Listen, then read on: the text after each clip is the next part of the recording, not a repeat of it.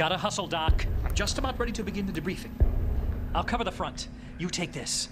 What's this for? In case I don't make it back. Director, this is Dr. William Gibson. What you're about to see was given to us by Mikhail Zilka, one of the scientists who created the synthetic strain for this woman, President Belikova, an act of betrayal that unfortunately cost him his life. When I finished recording this presentation, I'll upload it via secured satellite from the safe house to your server. Then your man Max and I will make our way to the extraction point. I pray this reaches you safely, even if we don't. Without further ado, Las Plagas. The organic form of the parasite was discovered in Europe by a religious group called the Illuminados. They used it to recruit and control their members. When the power shifted to a new Castellan, he forbid its use and sealed the parasite away in his castle.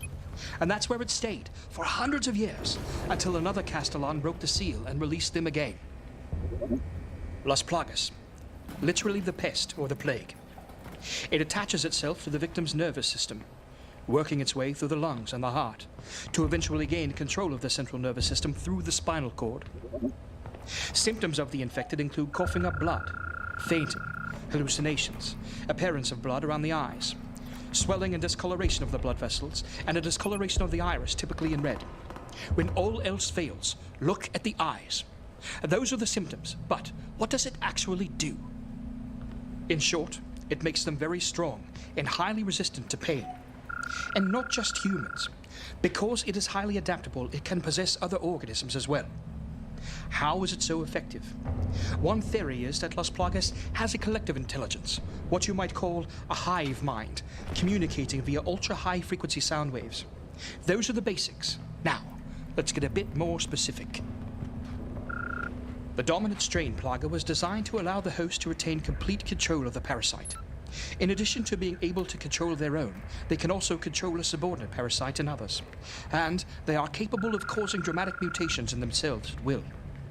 There are very few side effects to the host's mental capabilities, but it can give them incredible strength.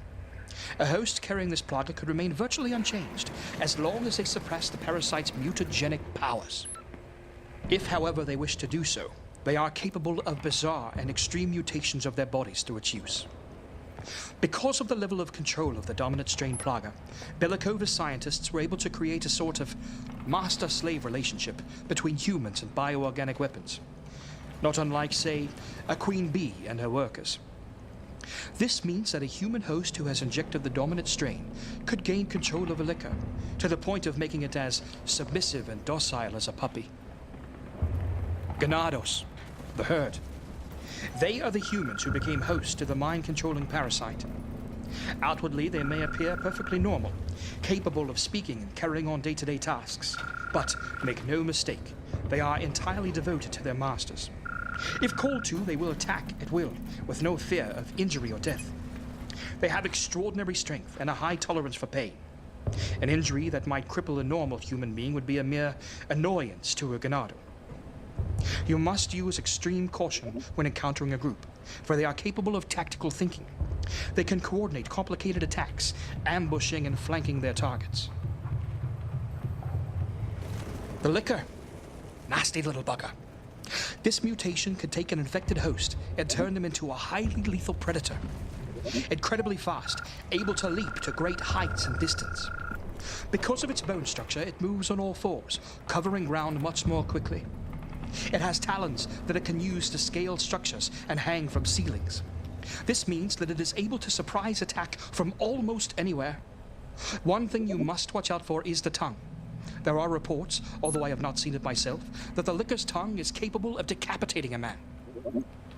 I told you that it is capable of surprise attacks, but there are a couple of things that can save you from an attack. Being blind, the lickers cannot hunt by sight. To compensate, they have highly developed sense of hearing. Your own sense of hearing can help you avoid a surprise attack. Because of the way they move, you can often hear the scraping sounds of their claws and the flesh of their bodies moving against the surfaces where they're climbing. They're also known to make a very distinct hissing sound. If you do manage to kill one, they may emit a high-pitched scream. This is most likely to alert others to their location. Doc, almost finished. The use of tyrants has also been identified in Eastern Slav.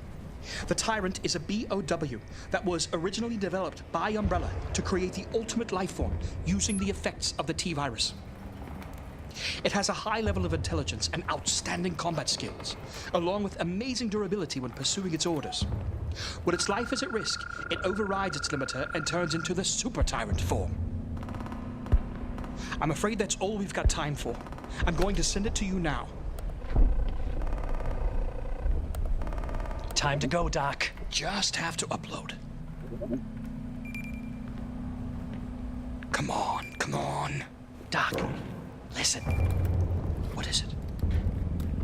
Halfway there, love. Shh. Lickers. They're right outside the door. Stay here. Doc, get down. Damn it, come on! Back!